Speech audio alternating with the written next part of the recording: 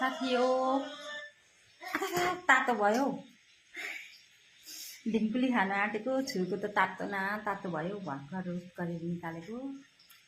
हजुरहरूलाई मनपर्छ कि पर्दैन हाम्रो बिनिता सिस्टरले ढिङ्कुली खाए ल भन्छ मैले पनि खाएँ ल साथी हो तातो छ है तातो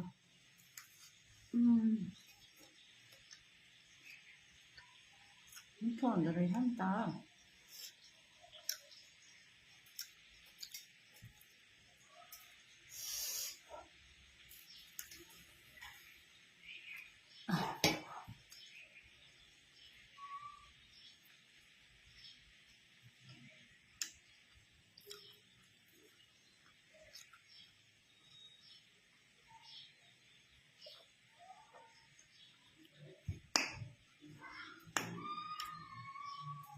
साह्रै मिठो हुन्छ रहेछ